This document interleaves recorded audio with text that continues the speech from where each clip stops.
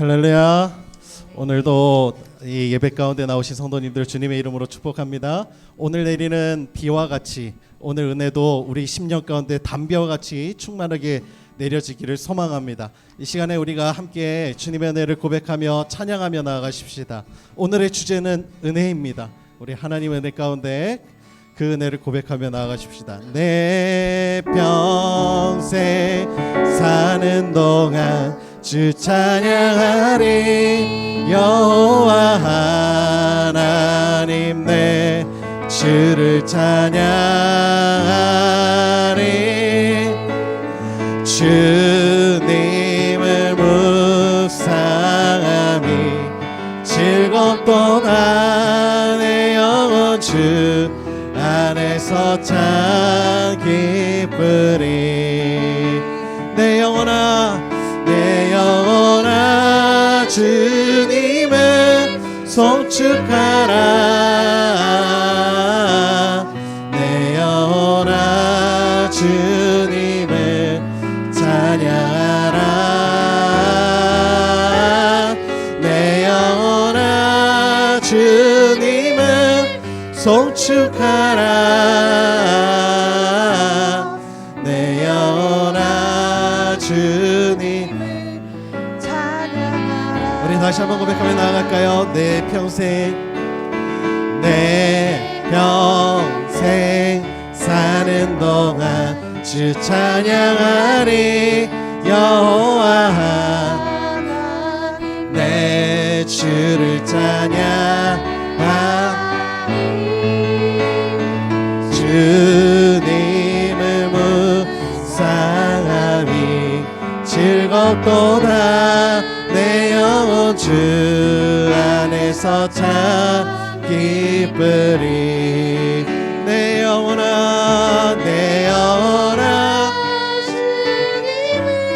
송축하라. 내 영혼아 주님을 찬양하라. 내 영혼아 주님을 송축하라. 내 영혼아 주님을 찬양하라. 우리 한 번만 더 고백할까요? 내 평생 사는 동안 내 평생 사는 동안 주 찬양하리. 여호와 하나님 내 주를 찬양하리. 주님을 묵상함이 즐겁도다. 내 영혼 주 안에서 참 기쁘리. 내 영혼아 주님을 송축하라. 내 영혼아 주님을 찬양하라. 내 영혼아 주님을 송축하라. 내 영혼아 주님을 찬양하라. 내 영혼아 주님을 송축하라. 내 영혼아 주님을 송축하라. 내 영혼아 주님을 찬양하라. 내 영혼아 주님을 송축하라. 내 영혼아 주님을. 우리 다시 한 번만 고백하며 나아갈까요? 내 영혼아 주님을 송축하라. 내 영혼아 주님을 송축하라. 내 영혼아 주님을 찬양하라. 내 영혼아 주님을 송축하라. 내 영혼아 주님을 찬양하라.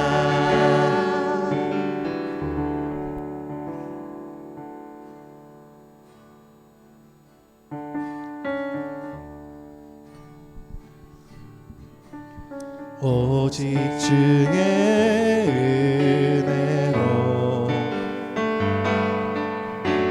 지금 여기 서 있네. 한없는 경배 한없는 찬양 내 영혼 예배드리네.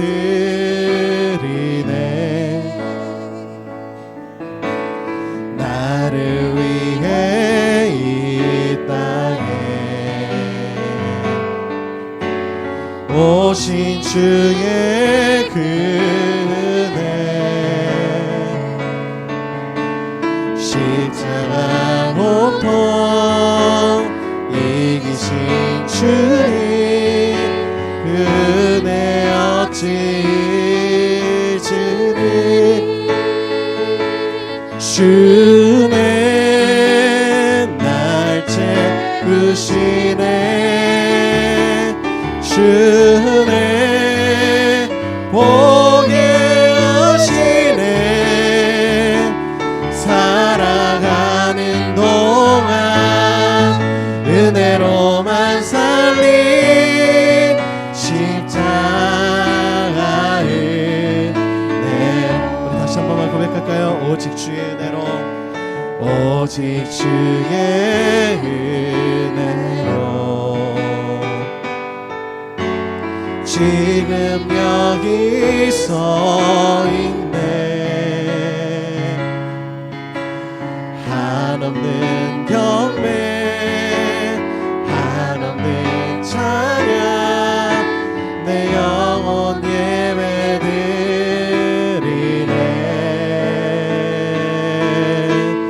나를 위해 이 땅에 오신 주의 그 은혜 십자가 고통 이기신 주님 그 은혜 어찌 잊으리. 주네 날 채우시네. 주네 보게 하시네. 살아가는 동안 은혜로만 살린 십자가 은혜로 주네 날 채우시네. 주네 보게 하시네. 살아가는 동안 은혜로만 살린 십자가 은혜로.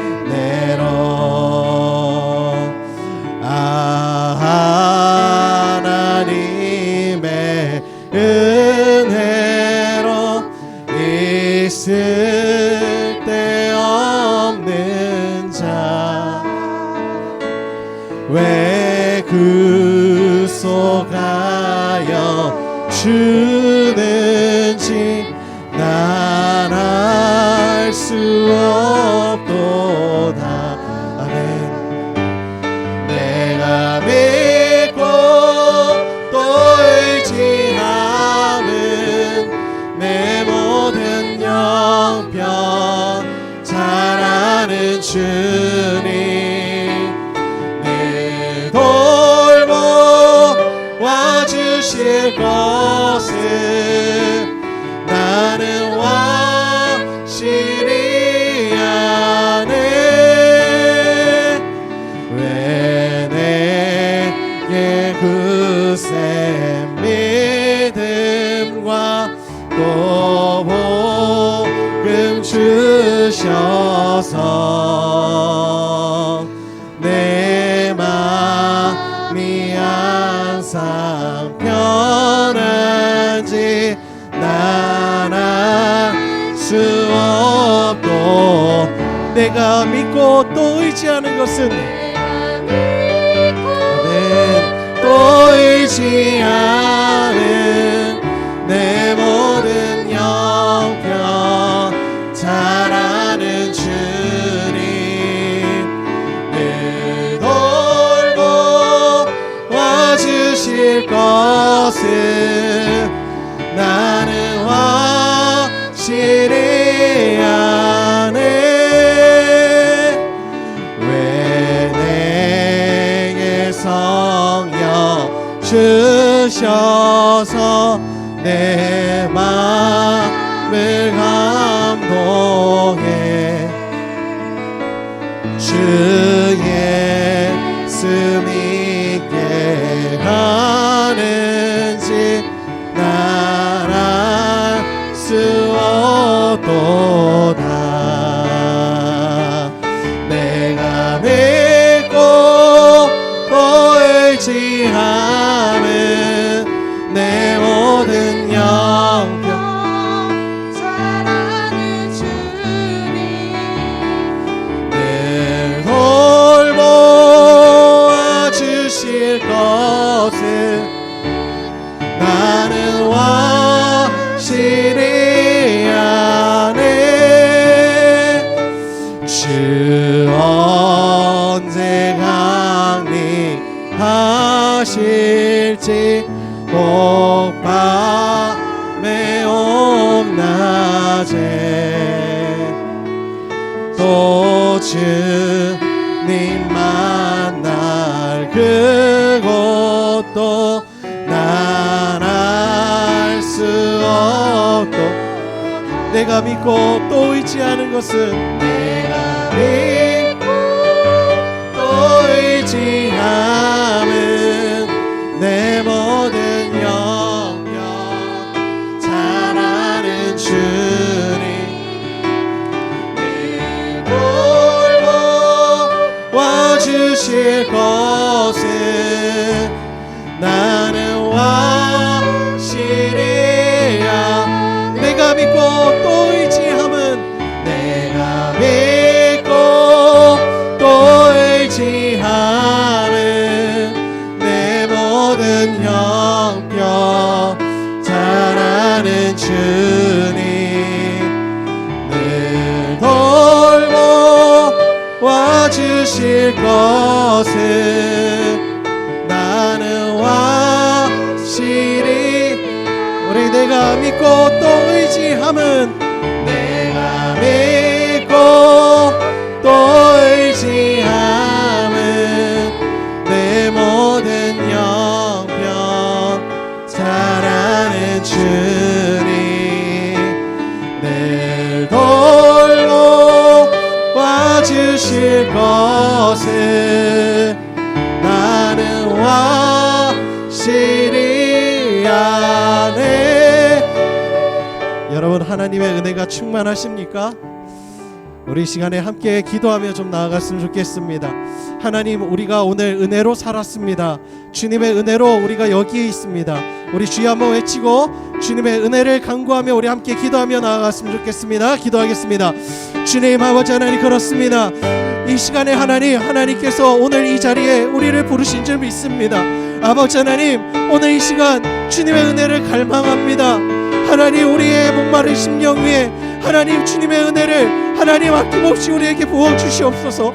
하나님께서 예비하신 그 은혜를 우리 심령 가운데 부어주시고 하나님께서 예비하신 그 은혜가 우리의 심령 가운데 더욱더 충만하게 부어지는 이 시간 될 수 있도록 주여 축복하여 주옵소서.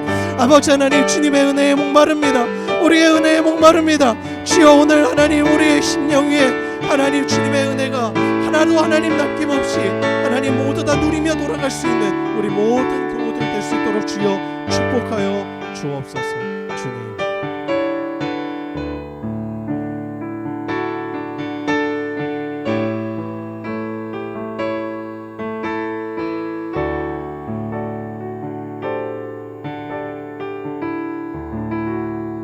우리의 삶을 사는 동안 우리의 찬양을 받으시기에 합당하신 우리의 주 예수 그리스도의 이름을 찬양합니다.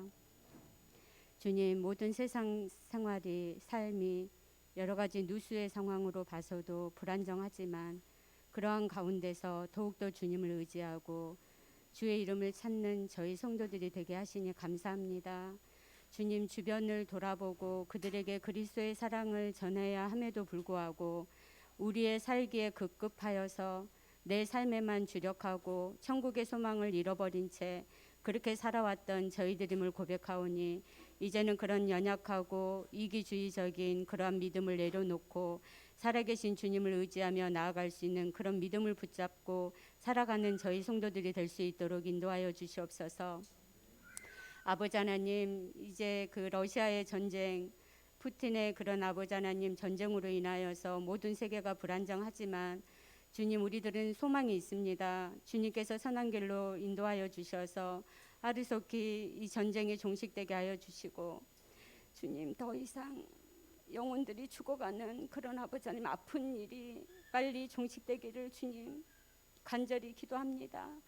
아버지 하나님, 예수 그리스도를 믿는 저희들이 어떻게 해야 될지 나아갈 방향을 우리가 스스로 깨닫고 기도해야 될 위치에 있다면 기도하게 하시고, 무엇인가 우리의 삶을 통하여 봉사나 주님 그 영혼들을 위할 수 있는 그러한 어떠한 행동을 할 수 있는 저희들이 되게 하여 주시어서 주님 기뻐하시는 그런 믿음의 방향대로 우리가 살아가게 하여 주시옵소서. 아버지 하나님, 주께는 천년이 하루 같고 하루가 천년 같다고 하셨던 것처럼 우리의 삶이 얼마나 길지 아무도 알 수 없습니다.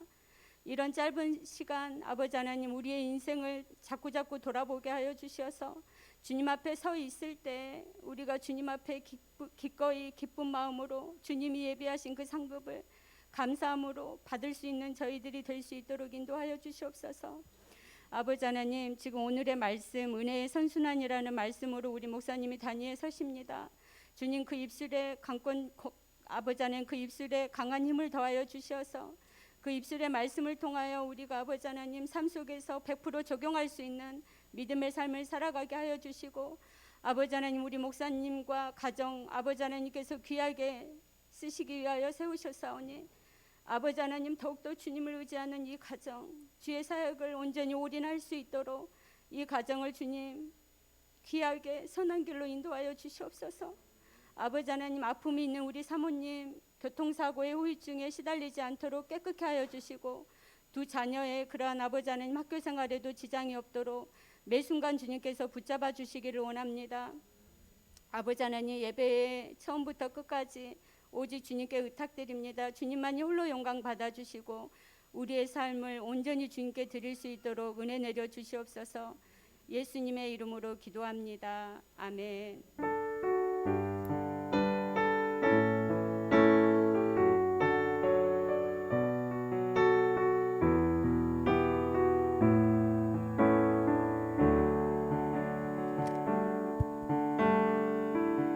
할렐루야. 오늘 교회에 나오신 성도님들을 주님의 이름으로 환영합니다. 우리 서로 인사하셨으면 좋겠습니다. 얼굴만 배워도 은혜가 됩니다.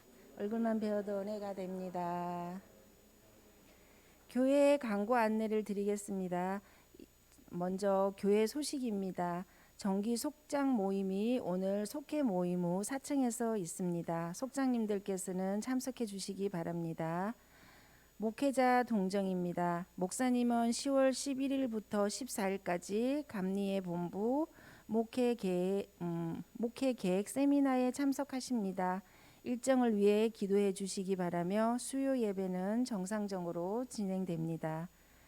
오늘 방문 예배로 선한 목자 조선아 속회에서 우리 교회를 방문해 주셨습니다. 방문해 주신 교우들은 잠시 자리에서 일어나 주시기 바랍니다. 박수로 환영해 주시기 바랍니다. 네. 다음 주일 임사자는 기도의 이혜정 권사님, 성경봉독의 조문경 권사님이며 안내는 2속, 식사는 3속입니다. 한 주간 기도로 준비해 주시기 바랍니다. 이 시간 주님의 말씀을 함께 보도록 하겠습니다. 주님을 경외하는 마음으로 다 자리에서 일어나시겠습니다. 오늘 주님께서 주시는 말씀은 누가복음 6장 27절에서 38절 말씀입니다. 저와 여러분 한 절씩 교독하시겠습니다. 그러나 너희 듣는 자에게 내가 이르노니 너희 원수를 사랑하며 너희를 미워하는 자를 선대하며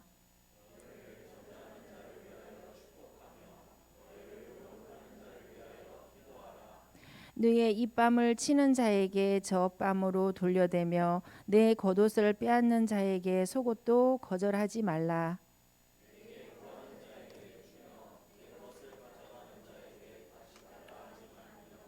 남에게 대접을 받고자 하는 대로 너희도 남을 대접하라.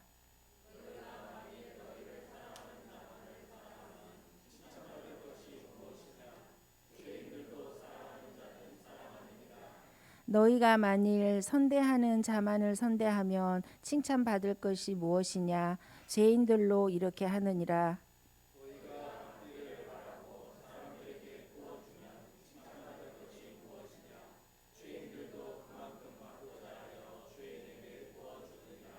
오직 너희는 원수를 사랑하고 선대하며 아무것도 바라지 말고 꾸어주라. 그리하면 너희 상이 클 것이요 또 지극히 높으신 이의 아들이 되리니 그는 은혜를 모르는 자와 악한 자에게도 인자하시니라.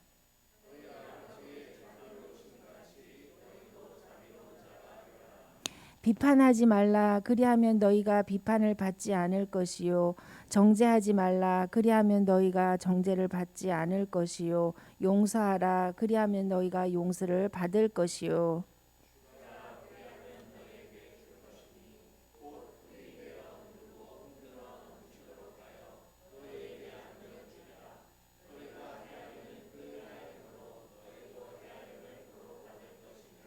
아멘. 주님께서 오늘 우리에게 주시는 말씀입니다.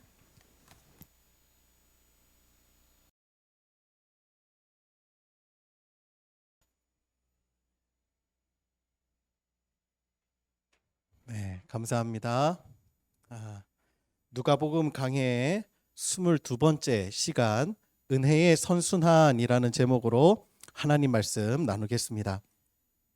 여러분, 순환이라는 뜻이 무엇입니까? 반복해서 흐른다라는 것입니다. 생명의 특징입니다. 몸에 피가 흐르지 않으면 마비가 되지요. 성경에 보면 손마른 사람이라는 표현이 나오는데 헬라어로 파랄리오입니다. 마비된이라는 뜻이죠. 순환되지 않는다라는 것입니다. 순환되지 않으면 죽습니다. 물도 흘러야 썩지 않습니다. 대기도 순환됩니다. 경제도 순환되지요. 지금 우크라이나 한 곳이 막히니까 전 세계가 흔들리지 않습니까? 살아있는 것은 다 순환됩니다. 교회도 마찬가지입니다. 여러분, 살아있는 교회의 특징이 무엇입니까? 은혜가 흐른다는 것입니다. 요한계시록에는 소아시아의 7교회를 향한 하나님의 평가가 기록되어 있습니다. 그 중에 3장 1절에 4대 교회가 등장하는데 그 교회에 대한 평가가 아주 충격적이죠. 살아있는 것 같지만 실상은 죽었다라는 것입니다. 도대체 하나님께서 왜 이런 평가를 그들에게 내리셨습니까? 내 행위가 온전하지 못하다는 것입니다. 하나님께서 그러시면서 이 4대 교회가 살아나는 길을 알려주시는데요. 그 살아나는 길이 요한복음 3장 3절에 이렇게 기록되어 있습니다. 그러므로 네가 어떻게 받았으며 어떻게 들었는지 생각하고, 즉 받은 은혜를 기억하라는 것입니다. 그리고 지켜 회개하라. 받은 은혜를 가두어 두지 말라는 것입니다. 은혜의 종착점이 아니라 은혜를 흘려보내는 통로가 되라는 그런 명령이죠. 순환의 통로가 되라. 어느 유럽 마을의 이야기랍니다. 그 관광 수입으로 살아가는 마을인데 이 코로나 같은 전염병으로 인해서 관광객의 발길이 뚝 끊어졌다고 해요. 마을 주민들은 이 전염병이 지나가기까지 서로를 의지하면서 지낼 수밖에 없었는데 어느 날 여행객 한 사람이 와서 이 민박집의 방을 잡았습니다. 그리고 그 숙박비로 20만 원의 지불을 이제 비용을 지불을 했지요. 이 숙박료를 받은 주인이 문득 그런 생각이 나는 겁니다. 자신에게 그동안 외상으로 고기를 제공해 주었던 그 정육점 사장님이 떠올라서 그 길로 달려가서 밀린 그 20만 원의 외상값을 다 갚았다는 거예요. 그런데 또 그 돈을 받은 이 정육점 주인도 자신에게 그 어려울 때 채소와 과일을 제공해 주었던 그 상인이 떠올라서 고스란히 또 그 10만 원을 또 가지고 가서 그 외상값으로 다 갚았는데, 그런데 또 그 20만 원을 받은 상인이 자신에게 흔쾌히 어려울 때 돈을 빌려주었던 이 민박집 주인에게 찾아가서 이자까지 합쳐서 그 20만 원을 다시 건네주었다는 겁니다. 이 돈이 돌고 돌아서 순식간에 마을 한 바퀴를 돌고 이 민박집 주인에게로 다시 돌아온 것이죠. 그런데 잠시 후에 그 방을 잡았던 여행객이 급한 사정으로 인해서 돌아가게 되어서 그 숙박비 전액을 환불해 주었답니다. 어떻게 보면요, 생각해 보면 결국 돈 번 사람도 없고요, 그 마을에 와서 돈을 쓴 여행객도 하나도 없습니다. 그런데 변화된 것이 하나가 있지요. 이 마을에는 이제 빚지는 자가 아무도 없어졌다는 거예요. 이 이야기가 실제 사건인지는 알 수 없지만 이것이 우리에게 주는 값진 교훈이 있습니다. 받은 은혜를 기억할 때 공동체가 살아나더라는 것입니다. 은혜의 선순환인 것이죠. 오늘 본문은 성경의 황금률로 불리는 말씀입니다. 그래서 영어로 The Golden Rule이라고 하죠. 인생에서 가장 빛나는 원칙이라는 것입니다. 이것이 주 3세기경에 그 로마 황제인 알렉산더 세베루스가 오늘 본문 그 31절과 그 평행구절인 그 마태복음 7장 12절의 말씀, 너 남에게 대접을 받고자 하는 대로 너희도 남을 대접하라, 이 말씀을 황금에다가 이 새겨갖고 벽에 붙였답니다. 그것에서 유래된 게 황금률이에요. 우리나라에도 이와 비슷한 사자성어가 있지 않습니까? 뭐 역지사지, 상대방의 입장에서 생각해서 행동하라는 것입니다. 그러나 이 황금률의 말씀은요, 생각보다 굉장히 급진적입니다. 황금률이 적힌 이 31절의 앞뒤 문맥을 생각해 보면요, 가만히 살펴보면 은혜를 은혜로 순환시키는 이 인간의 윤리 원칙을 훨씬 뛰어넘는 말씀이라는 것을 우리가 깨닫게 됩니다. 그 내용을 함께 한번 보시면 이래요. 원수를 그냥 용서하라 정도가 우리 인간이 생각할 수 있는 최고의 그 윤리 도덕 아닙니까? 그런데 주님의 오늘 말씀은 뭐예요? 하나님 나라의 원칙과 이 하나님 나라의 가치관은 원수를 사랑하라, 그리고 미워하는 자를 선대하고 나를 저주하는 자를 축복하고 모욕하는 자를 위하여 기도하라. 여러분, 원수를 안 갚기만 해도요 훌륭한 사람입니다. 그렇지 않아요? 되갚지만 않아도 대단한 겁니다. 그런데 주님은 사랑하라고 하십니다. 우리 사랑의 핵폭탄이라고 하는 손양원 목사님, 자신의 두 아들 동인, 동신, 그 죽인 그 원수를 자신의 양자로 삼습니다. 그때 그 일화를 그 따님인 손동희 권사님께서 한번 간증하신 적이 있는데, 자기는 그 원수의 얼굴도 마주하기 싫었다는 거예요. 보기도 꼴 보기도 싫죠. 그 얼굴을 보면은 오빠 생각이 날 거 아니에요. 그런데 그런 원수를 가족으로 삼다니 이게 말이나 됩니까? 그래서 이 권사님이 처음으로 그 아버지께 대들었다는 거예요. 처음으로 아버지께 따졌답니다. 아니, 용서하는 것도 이렇게 힘든데 어째서 그를 양자로 삼으시려고 하십니까? 그때 송영호 목사님이 이 딸 동희 권사님에게 지극히 쳐다보시면서 그렇게 말씀하셨다는 거예요. 예수님께서 원수를 사랑하라고 하셨지 용서하라고 하지 않으셨다. 그러므로 우리는 그를 용서할 것이 아니라 사랑해야 할 것이다. 그 말을 하셨다는 거예요. 여러분, 뺨 때리는 자에게 대항만 안 해도 대단한 것 아닙니까? 그런데 주님은 돌려대라고 하세요. 겉옷을 빼앗는 자가 있으면 속옷 주기를 마다하지 말라고 그렇게 말씀하십니다. 그러니 여러분, 이것은 단순히 대접받기 위해서 먼저 은혜를 베푸는 사람이 되어야 한다는 윤리적인 그런 가르침에 머무는 말씀이 아니에요. 그리스도인은 세상이 말하는 그 윤리를 넘어선 가치를 실천하는 사람들이라는 것입니다. 32절에서 35절을 함께 보실까요? 저와 여러분 한 절씩 서로 교독할게요. 제가 먼저 읽겠습니다. 너희가 만일 너희를 사랑하는 자만을 사랑하면 칭찬받을 것이 무엇이냐? 죄인들도 사랑하는 자는 사랑하느니라. 너희가 받기를 바라고 사람들에게 꾸어주면 칭찬받을 것이 무엇이냐? 죄인들도 그만큼 받고자 하여 죄인에게 꾸어주느니라. 오직 너희는 원수를 사랑하고 선대하며 아무것도 바라지 말고 꾸어주라. 그리하면 너희 상이 클 것이요 또 지극히 높으신 이의 아들이 되리니 그는 은혜를 모르는 자와 악한 자에게도 인자하시니라. 아멘. 윤리적인 사람이라면 누구나 다 나를 사랑하는 사람을 사랑하고 선대하는 사람을 선대한다는 것입니다. 그런데 그런 세상 사람들의 윤리대로 살아가면 너희는 그들과 다른 점이 무엇이겠느냐? 그것에 대해서 주님이 되물으시는 거예요. 그리스도인이 세상과 구별되는 것은 원수를 사랑할 때, 모욕하는 자를 위해서 기도할 때, 저주하는 자를 향하여 축복할 때 드러난다는 것입니다. 세상의 원칙은 잘해주는 사람에게 잘해주는 거, 은혜를 은혜로 갚는 거, 그것이 세상이 말하는 윤리입니다. 더 나아질 것이 없어요. 그저 잘 유지하는 것입니다, 관계를. 그런 면에서 세상의 윤리는 굉장히 수동적이라고 할 수 있지요. 하지만 하나님의 나라의 원칙은 굉장히 적극적입니다. 악을 선으로 갚으라는 거예요.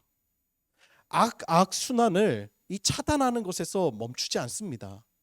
악한 흐름을 선순환으로 바꿔내는 사람들이 그리스도인들이라는 것이에요. 여러분, 이 말씀을 들으면 그러면 기분이 어떻습니까? 여러분 어때요? 여러분 미워하는 자를 이렇게 축복하시죠? 평상시에? 네. 아유 할렐루야, 솔직하게 말씀해 주셔서 감사해요. 이런 대답을 해주시면 설교가 살아나요. 이게 바로 선순환 아니겠습니까? 맞아요. 원수를 사랑한다는 게요, 이게 실제로는 너무 어려운 거예요. 이게 용서만 해도 이거 대단한 거거든요. 박수 쳐줘야 되고 위로해줘야 될 일이거든요. 격려해줘야 되고. 어떻게 사랑해요? 이게 그렇기 때문에 우리에게 있어서 이 말씀이 딱 읽혀질 때는요, 대단히 부담스럽습니다. 내가 못하는데 이런 말씀을 나보고 지키라고 하니, 그래야 하나님의 자녀래요. 이것이 하나님 나라의 원칙이래요. 똑같이 원수 안 갚고 그냥 뭐 나를 미워하는 자 그냥 상대 안 하고 나한테 은혜 베푸는 자에게 뭐 잘해주고, 그런 사람들이랑 너희들이 똑같이 그렇게 행동하면 세상 사람들과 뭐가 다르겠느냐? 주님 그렇게 물으시는데, 이거 진짜 부담스럽잖아요. 그렇게만 해도 대단한 건데, 그렇죠? 한 차원 더 나가라는 거예요. 적극적으로 이 악의 고리를 끊어서 흐름을 바꾸라는 거예요. 여러분, 이 말씀이 우리에게 엄청 부담스러워요. 하나님 나라를 알아가면 알수록 이게 그리스도인으로 살아간다는 것이 굉장히 고달프게 느껴지기도 합니다. 부담스럽습니다. 용서도 힘든데 어떻게 사랑할 수 있나요?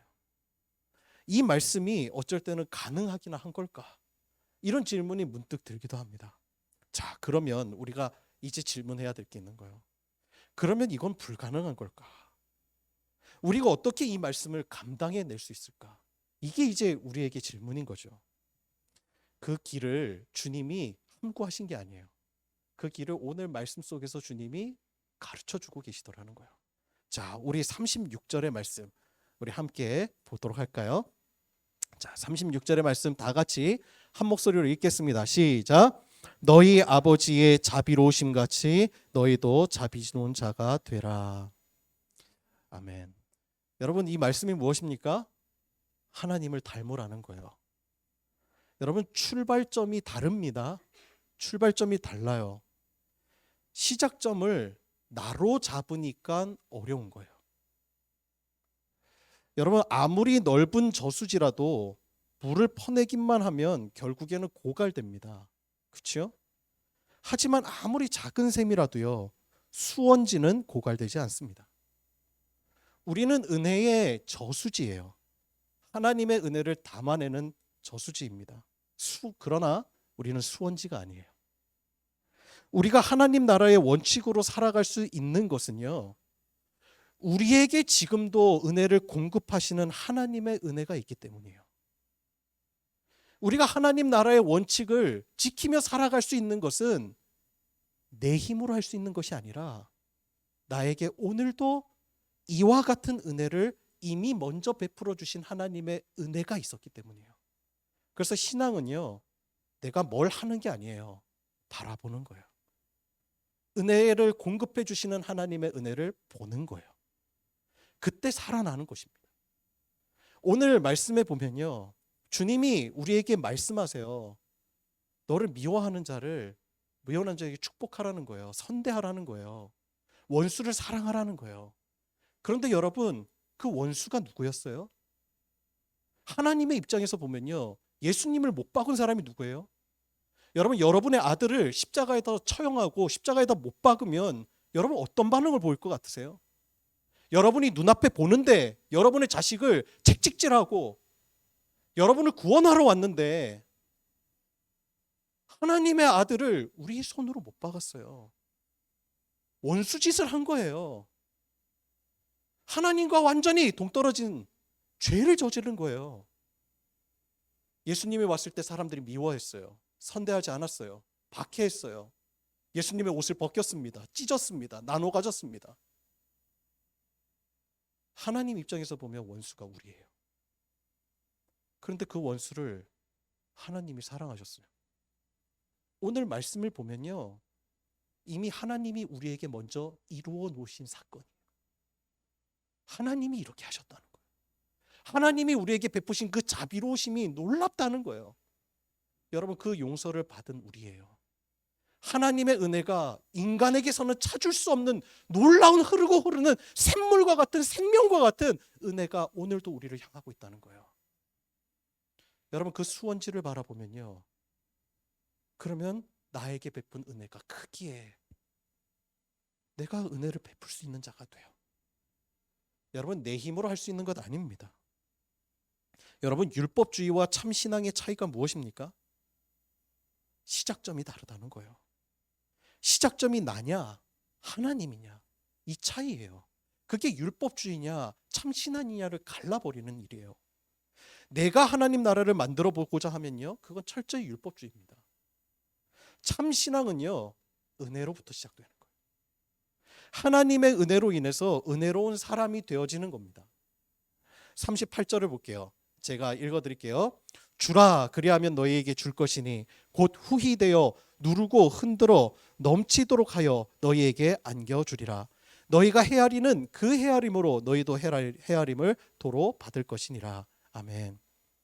여러분, 이 말씀의 포인트가 어디 있는 것 같아요?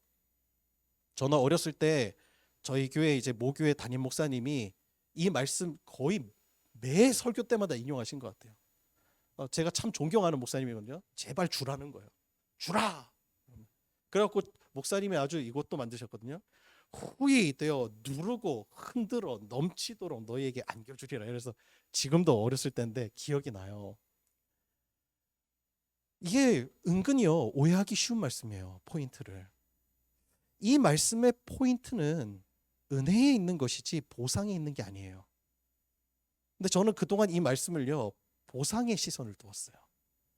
주면 내가 받을 수 있겠다. 보상을 말하고 이 말씀을 실천하면요, 율법주의가 되는 거예요. 얻기 위해서 신앙생활합니다. 나로부터 시작되니까 타인은 나의 복을 위한 도구에 불과하게 되는 거예요. 그런 공동체는요, 경직되기 쉽습니다. 은혜의 수원지는 내게 있는 것이 아니에요. 마른 수건 쥐어 짜듯이 은혜를 쥐어 짜낸다고 은혜가 내 안에서 흘러나오는 것이 아닙니다. 공급하시는 하나님의 은혜가 있기 때문에 하나님 나라를 사는 거예요. 여러분, 거룩이 무엇입니까? 우리가 레위기에서 레위기 강의할 때 배웠는데 거룩은 구별하다는 뜻이죠. 가도시. 그런데 어떻게 구별된 백성이 될 수 있습니까? 구별된 백성으로 해서 삶이 율법에 적시되어 있죠. 이 율법에 적시되어 있는 율법을 다 지키며 살아갈 수 있습니까? 613개인데요.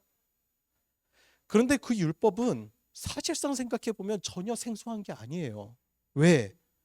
하나님이 먼저 나에게 베푸신 은혜예요. 그게 다 그 내용이 나와 있는 겁니다. 하나님이 나를 어떻게 사랑하셨는지, 하나님이 나를 어떤 사람으로 나를 구원하셨는지, 그 은혜를 기억하고 하나님이 나에게 행하신 그 일을 닮아가는 것이 거룩인 거예요. 이미 하나님이 나에게 행하셨어요. 이미 원수 같은 나를 사랑해 주셨어요. 하나님을 박해하고 하나님을 미워했던 나를 선대해 주셨어요. 여러분, 그 은혜를 아는 거예요. 그래서 그걸 닮아가는 거예요. 그게 거룩한 삶인 거예요. 거룩은 내가요, 성경책 쫙 들고 멋있는 옷, 예쁜 옷 입고 교회에 탁 출석해서 이렇게 목소리 탁 깔고 그렇게 거룩한 어떤 행위, 어떤 참여, 거기에서 비롯된 게 아니라요. 나의 행위에 참여된 게 아니라 나에게 베푸신 하나님의 은혜를 기억하면서 시작되는 거예요. 하나님의 은혜로부터 시작되는 거죠. 여러분, 종이컵이 이렇게 있다고 생각해 보세요. 여기도 컵이 있네요.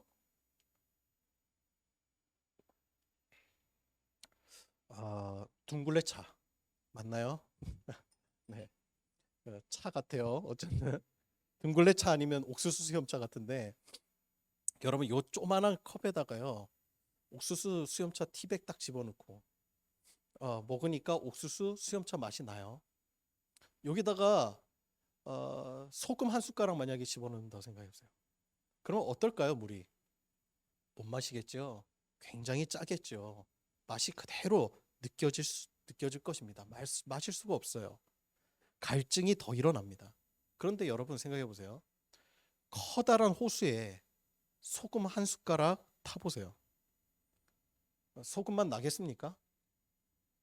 옥수수 티백 갖다가 소금에다가 호숫가에다 던진다고 해서 호수가 변하겠습니까? 여러분, 소금 맛도 안 납니다. 살다 보면 원수라는 소금이 내 삶에 들어와요. 또는 저주라는 소금, 미움이라는 소금, 모욕이라는 소금. 소금은 고난이에요. 하지만요, 그것이 거대한 호수 앞에서는 아무런 영향력을 주지 못합니다. 은혜로 사는 사람이 그와 같아서 하나님의 은혜를 품고 사는 사람에게는 이러한 고난이 문제가 되지 않는 거예요. 그러니 여러분, 우리의 그릇이 지금 하나님의 은혜 가운데 커다랗게 팔을 벌리고 있는지, 그 은혜를 품고 사는지를 점검해 봐야 돼요. 여러분, 찬송가 436장의 가사 내용이 그 사실을 고백하고 있지 않습니까? 나 이제 주님의 새 생명 얻은 몸, 옛 것은 지나고 새 사람이로다.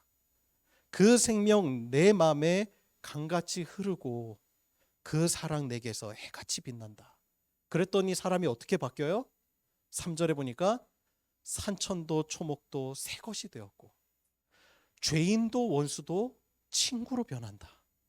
새 생명 얻은 자 영생을 누리니 주님을 모신 마음 새 하늘 이로다.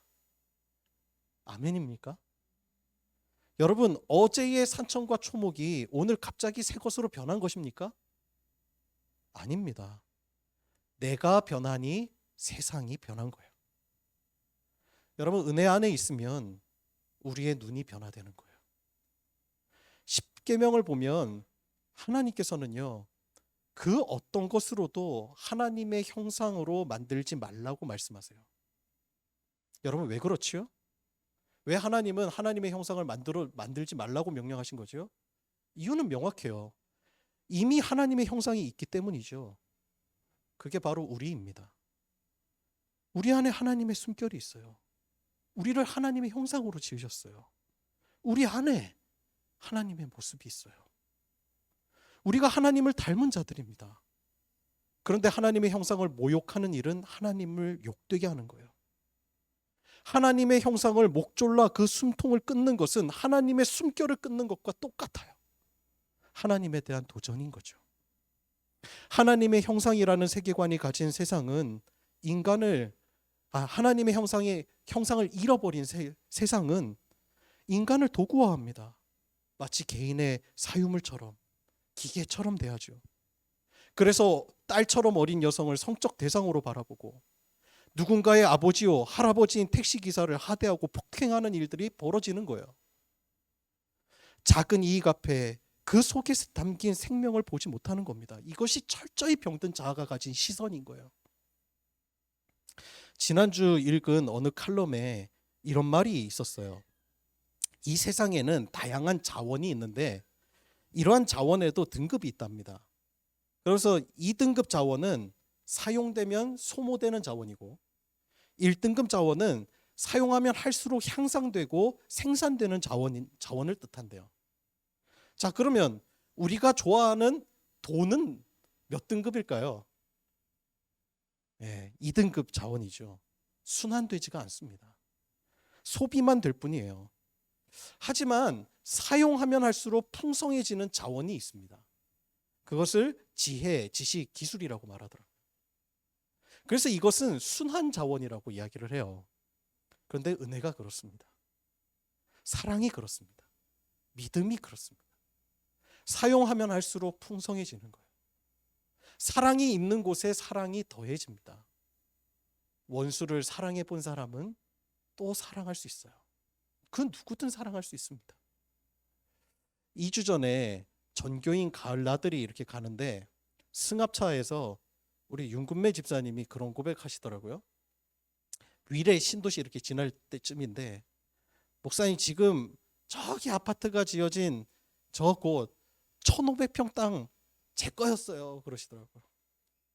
지금으로 제가 그때 딱 이야기를 듣자마자 벌써 계산이 머릿속에 딱 들더라고요. 굉장히 계산적인 사람이라 그러면 한 시가 현재 쪽으로는 한 400억도 넘겠구나, 그 생각이 확 들어요. 아우 머리 아파. 우리 집사님이 그때 가지고 있었으면 우리 교회 11조 했겠죠? 그렇죠? 얼마나 아깝겠어요. 그런데 그때 윤군매 집사님이 한마디를 더 하시더라고요. 목사님, 근데 저 땅 아직도 갖고 있었으면 저 골프 치러 다니고 놀러 다니느라 정신 없었겠죠. 하나님도 몰랐을 거예요. 그러니 얼마나 다행이에요. 이건 눈이 바뀐 사람의 고백인 거예요. 눈이 바뀐 사람. 그러면서 자신의 삶을 책으로 쓰라고 하면 인생이 기가 막혀서 한 트럭을 써도 모자랄 거라고 그러시더라고요. 그래서 지지난주인가요? 오늘도 우리가 찬양했는데 주일 찬양할 때마다 눈물이 그렇게 나신대요.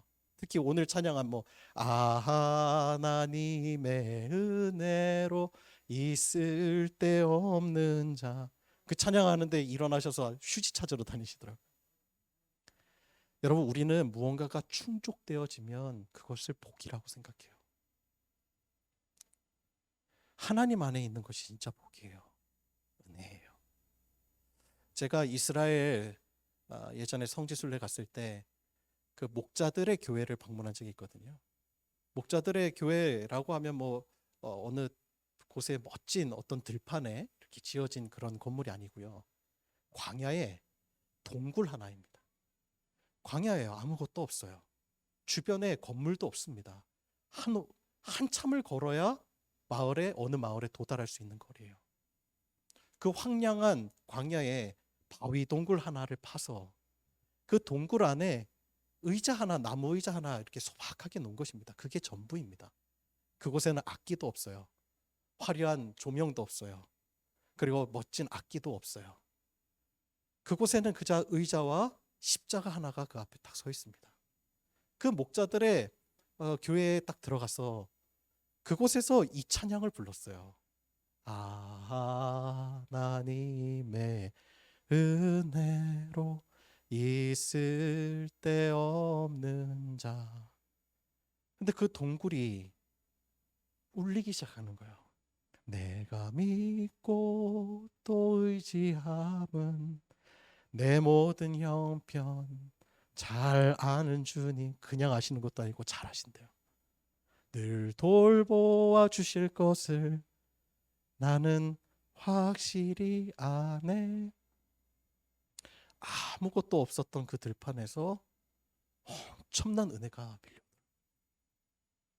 그 들판을 봐라. 가만히 이 교회에 앉아서 먼 들판 광야를 보는데 황량했던 광야가 너무 아름다워 보이는 거 있죠.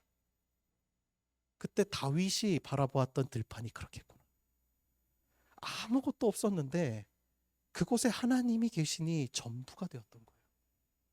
그곳에서 홀로 양치면서 찬양 부를 때 그때 하나님께서 다윗에게 말씀하셨을 겁니다. 나도 너로 인해 기쁘다. 나도 너로 인해 기쁘다. 그 하나님의 은혜가 있었기 때문에 다윗이 될 수 있었던 거죠. 여러분, 우리가 어떻게 그리스도인답게 하나님 나라의 이 원칙을 지키며 살아갈 수 있나요? 우리에게는 힘이 없습니다. 수원지는 하나님이세요.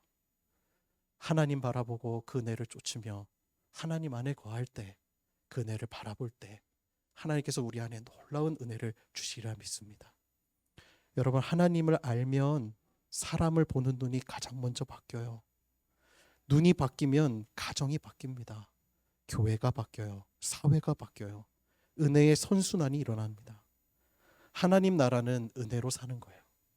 하나님의 은혜로 인해서 죽음의 땅을 생명의 땅으로, 원수를 친구로, 미움을 사랑으로 바꾸는 그 은혜의 선순환을 일으켜내는 축복의 통로가 우리 모두가 되시기를 주님의 이름으로 축복합니다. 기도하겠습니다.